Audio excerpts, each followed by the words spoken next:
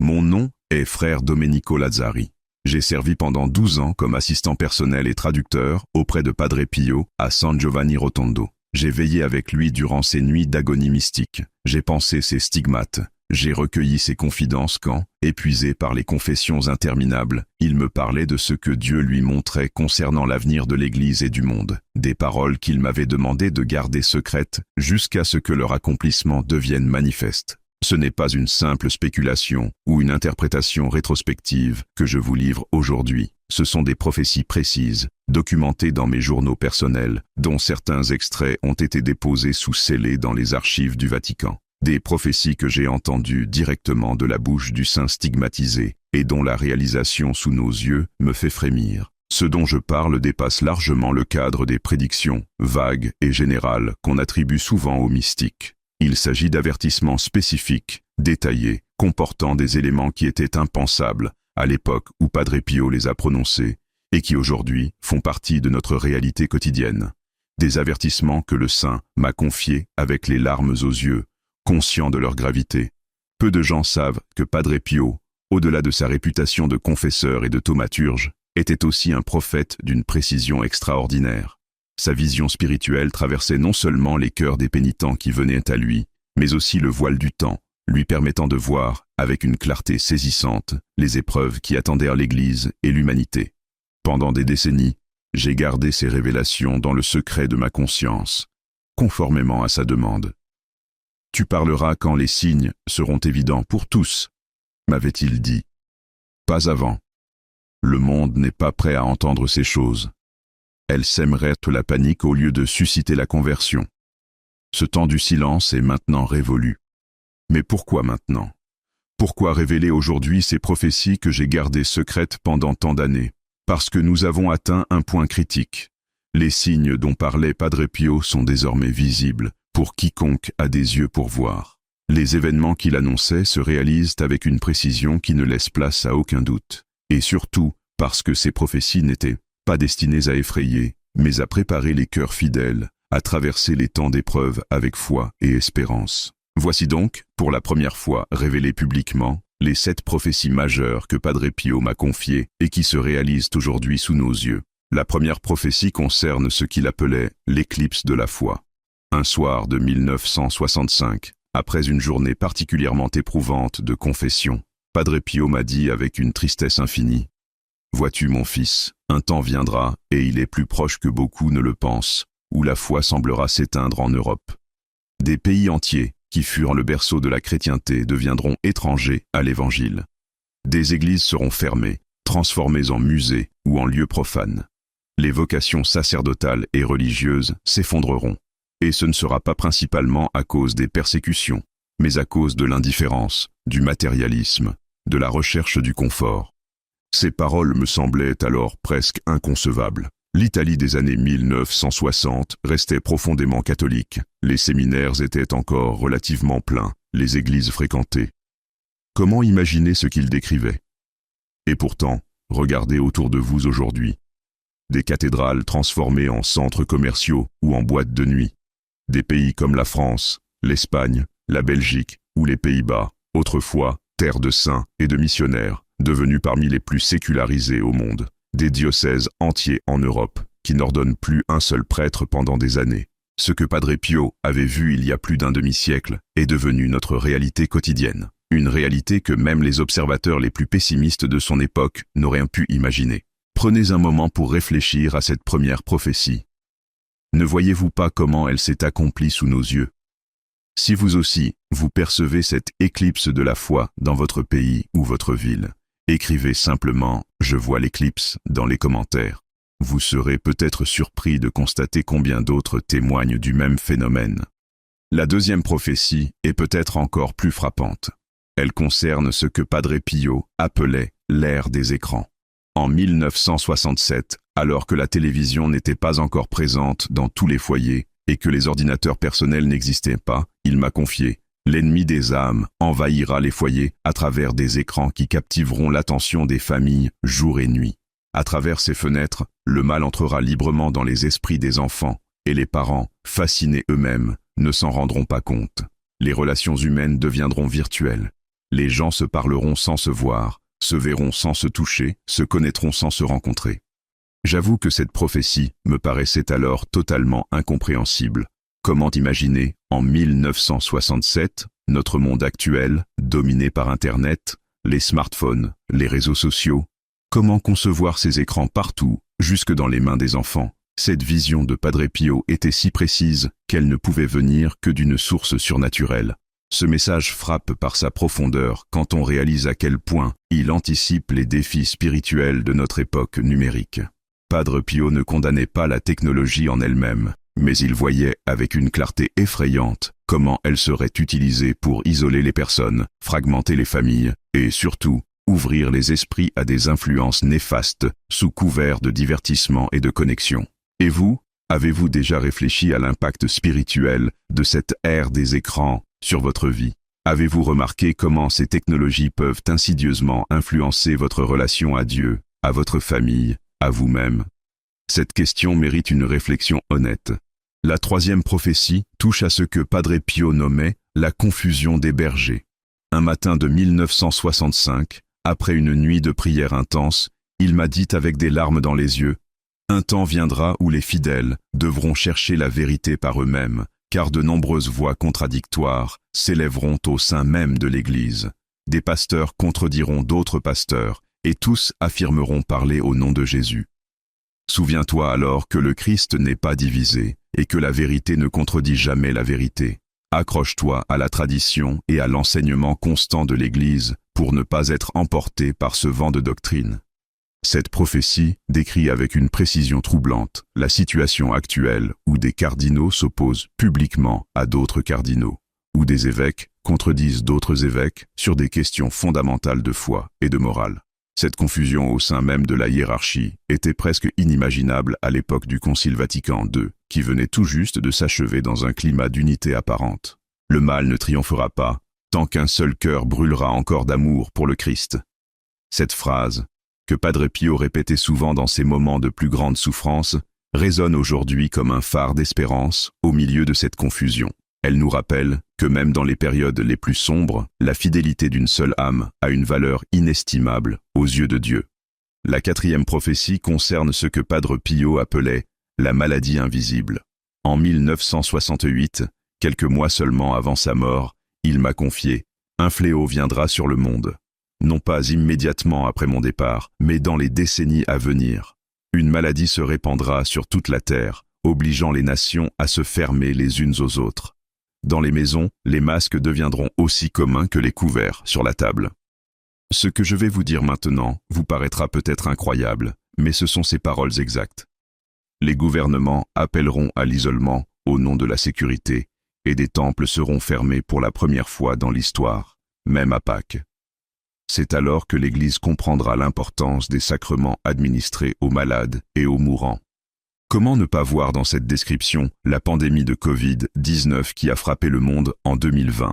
Cette prophétie est d'autant plus remarquable qu'elle mentionne des éléments spécifiques: les masques, le confinement, la fermeture des églises à Pâques, qui étaient totalement imprévisibles par une analyse purement humaine en 1968.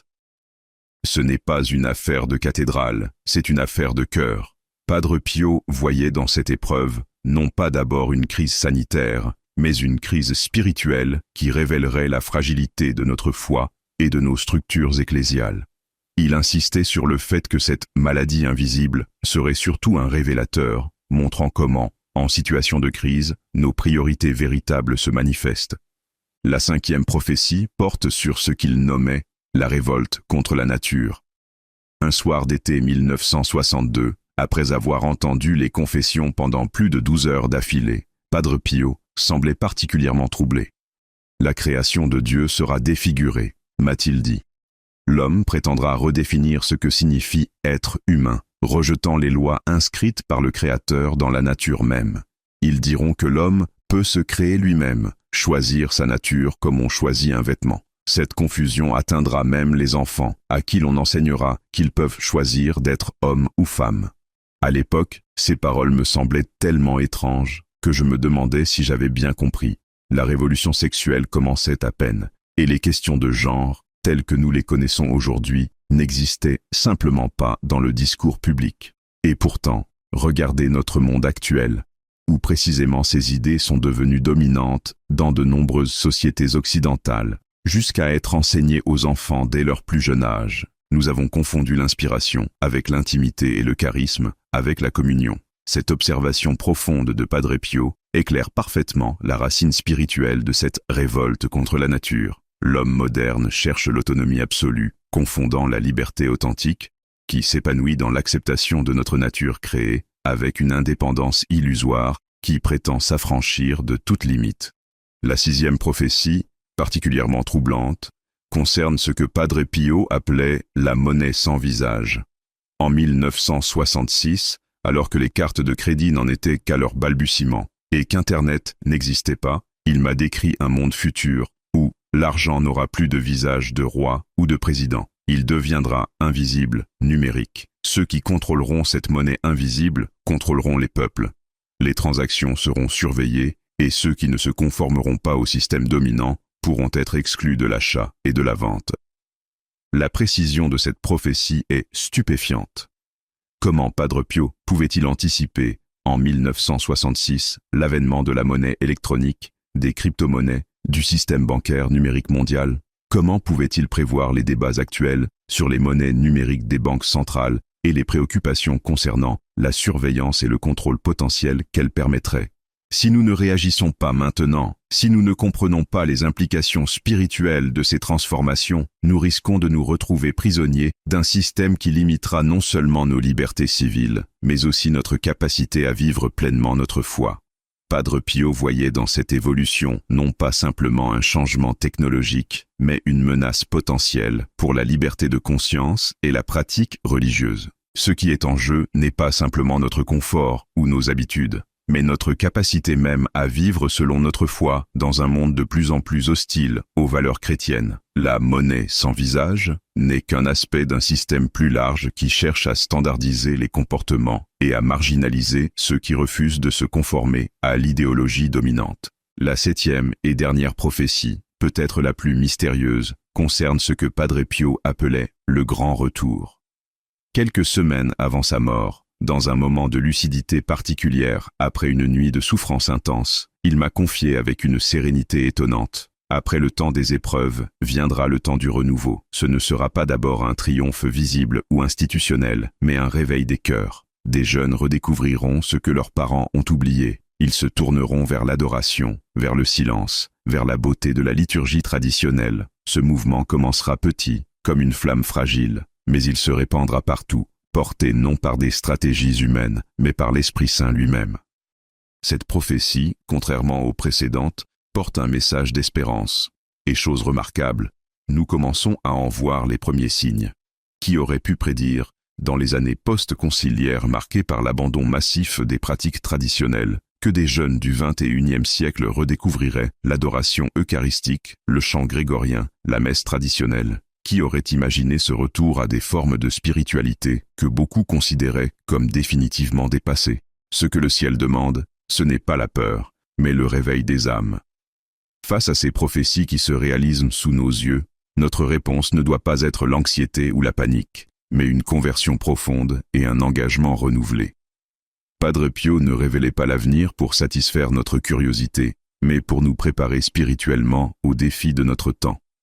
Face à ces réalités troublantes mais indéniables, quelle doit être notre réponse? Comment devons-nous vivre en ces temps exceptionnels que Padre Pio avait anticipés avec tant de précision? La réponse est simple mais exigeante. Elle se décline en 4 points essentiels que le saint stigmatisé lui-même m'a confiés. La réponse est simple mais exigeante. Elle tient en 4 dimensions fondamentales de la vie spirituelle que Padre Pio considérait comme essentielles pour traverser les temps d'épreuve. Premièrement, un retour à la prière authentique et profonde. Dans les temps de confusion, disait-il, seuls ceux qui s'ancrent dans une prière quotidienne resteront fermes. Il insistait particulièrement sur l'importance du rosaire, qu'il appelait « l'arme pour notre temps », et de l'adoration eucharistique, l'ancre qui maintient l'âme stable dans la tempête. Cette prière ne doit pas être une simple routine, mais une véritable relation personnelle avec Dieu, nourrie par le silence et l'écoute. La présence réelle du Christ dans l'Eucharistie était pour lui la source indispensable de force spirituelle. Sans l'Eucharistie, répétait-il souvent, l'âme s'affaiblit jusqu'à mourir. Il recommandait la communion fréquente, reçue avec une préparation sérieuse, et insistait sur l'importance de moments d'adoration silencieuse pour contrebalancer le bruit et les distractions du monde moderne. Deuxièmement, un retour au sacrement, particulièrement à la confession régulière. Padre Pio passait jusqu'à 18 heures par jour au confessionnal, convaincu de l'importance cruciale de ce sacrement pour la santé spirituelle. La confession, disait-il, n'est pas seulement pour effacer les péchés, mais pour fortifier l'âme contre les tentations futures. Dans les temps d'épreuve, elle sera aussi nécessaire que le pain en temps de famine. Il recommandait une confession mensuelle au minimum, et insistait sur l'importance d'une préparation sérieuse, d'un examen de conscience approfondi, et surtout d'une contrition sincère. Beaucoup se confessent, observait-il, mais peu se repentent véritablement. C'est pourquoi ils retombent toujours dans les mêmes fautes. Troisièmement, un retour à la simplicité évangélique et au détachement du monde. Face à la montée du matérialisme et de la dépendance technologique, Padre Pio prônait un mode de vie volontairement plus simple, plus détaché, plus centré sur l'essentiel. Les temps qui viennent, prédisait-il, obligeront les fidèles à choisir entre le confort et la conscience. Bienheureux ceux qui auront appris à vivre avec peu, car ils ne craindront pas de perdre beaucoup. Ce détachement concerne particulièrement notre relation aux médias et aux écrans. Padre Pio conseillait des périodes régulières de jeûne numérique, des temps de silence complet, loin de toute technologie, pour permettre à l'âme de retrouver sa sensibilité spirituelle, souvent émoussée par le bruit constant de l'information et du divertissement. Quatrièmement, un engagement renouvelé dans la communion fraternelle authentique. Face à l'isolement croissant et à la virtualisation des relations, Padre Pio insistait sur l'importance des communautés de foi concrètes, où les croyants peuvent se soutenir mutuellement, prier ensemble et témoigner collectivement de l'Évangile. Dans les temps d'épreuve, disait-il, la foi isolée s'éteint facilement, mais la foi partagée s'enflamme davantage. Il encourageait particulièrement la formation de petits groupes de prière dans les foyers, réunis autour de la lecture de l'Évangile, du rosaire et de l'entraide concrète. Ces cénacles, domestiques, semblables à ceux des premiers chrétiens, seront selon lui des havres essentiels de force spirituelle dans les temps de confusion doctrinale et de marginalisation sociale des croyants. On ne se prépare pas à la pluie en lavant les vitres, mais en creusant des rigoles. Cette métaphore que Padre Pio utilisait souvent illustre parfaitement son approche spirituelle. Il ne s'agit pas d'améliorer les apparences extérieures de notre foi, mais de creuser profondément en nous les canaux qui pourront recevoir la grâce divine en abondance quand viendra le temps de l'épreuve.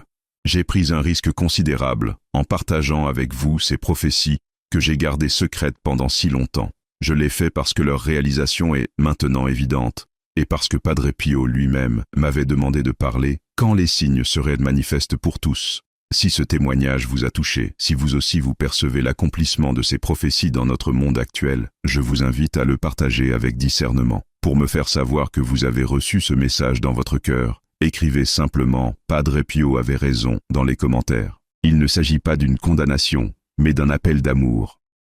Padre Pio n'a jamais prophétisé pour effrayer, mais pour préparer. Son cœur brûlait d'amour pour les âmes, et sa plus grande souffrance était la vision de tant de personnes avançant vers l'abîme sans en avoir conscience.